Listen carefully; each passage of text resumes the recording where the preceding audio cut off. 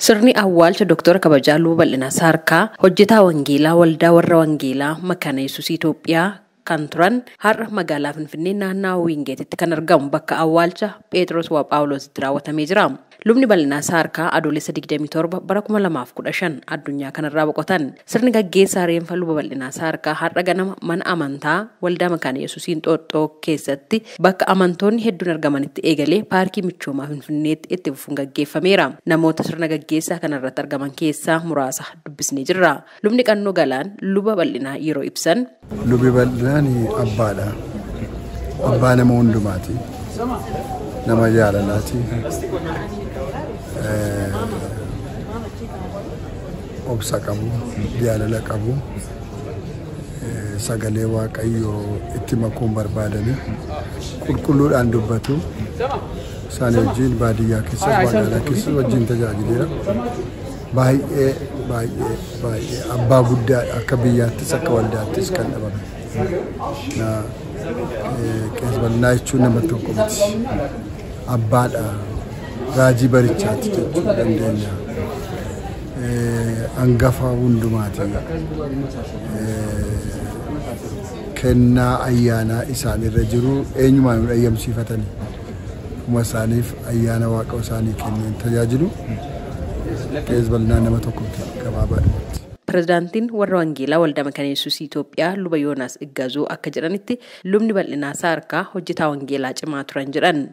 በቆራጥነት በጀግንነት የጌታን ሥራ በትጋት የሰሩ ነበሩ። ኩተኖዳን ጎቱማዳን hojii gooftaa sirnaan hojjechaa turan. Waldaa warra wangeelaa Makaana Yesuus irra darbuudhaani waldaalee kiristaanotaa addunyaa irra naanna'uudhaani barsiisaa turan. Nama hundaaf abbaa gaarii turan.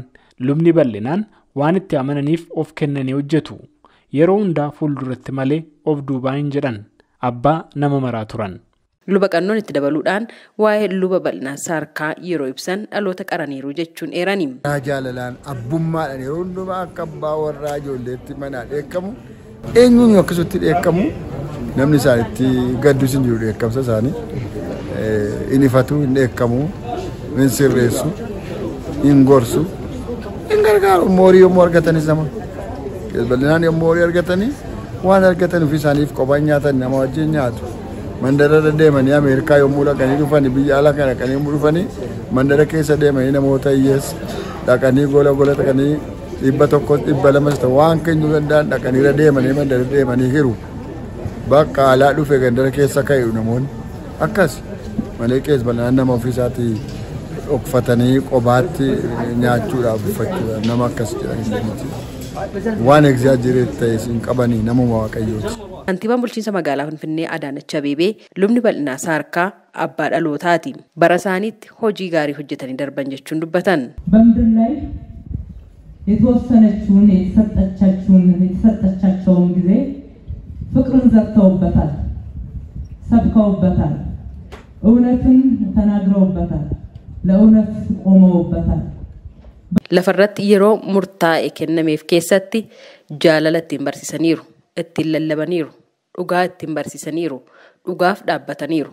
Dhaloonni akkamittiin akka wal kabaju, akka wal danda'u, ejjennoodhaan dhaabachuu akka danda'u barsiisaniiru jedhan adde Adaanach.